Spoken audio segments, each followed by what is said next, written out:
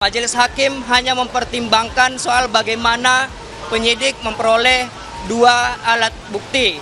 Namun di dalam permohonan kami sudah jelas kami sampaikan bahwa Del Pedro tidak pernah diperiksa sebagai saksi. Saya tidak bersalah. Dia hanya membela rakyat ya. Kenapa dijadi seperti teroris? Kenapa dijadi? Anakku nggak bersalah. Anakku nggak bersalah ya. Anakku nggak bersalah ya. Anakku nggak bersalah. Ibunda Del Pedro tak kuasa menahan emosi saat Hakim Tunggal Pengadilan Negeri Jakarta Selatan menolak permohonan pra-peradilan putranya. Dalam tangisnya, ibunda aktivis Lokataru itu yakin anaknya tak bersalah dan bilang putranya hanya berupaya membela rakyat.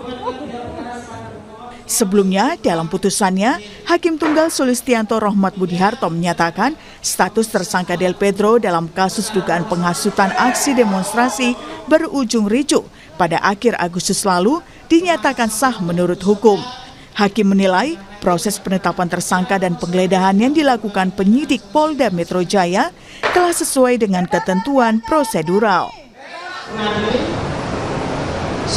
Menolak permohonan pemohon pra-peradilan untuk seluruhnya. 2. Membuatkan bidang perkara kepada pemohon sejumlah nihil. Bebaskan kawan kami.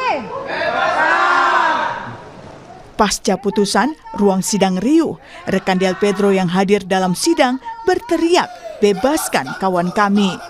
Kuasa hukum Del Pedro, M. Al-Ayubi Harahap, menyayangkan putusan tersebut.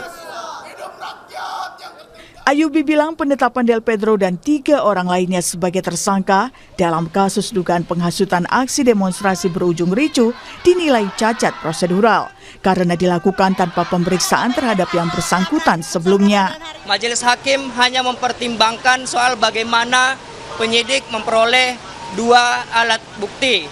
Namun di dalam permohonan kami sudah jelas kami sampaikan bahwa Del Pedro tidak pernah diperiksa sebagai saksi atau calon tersangka sebagaimana yang sudah disebutkan dalam putusan Mahkamah Konstitusi nomor 21 tahun 2014.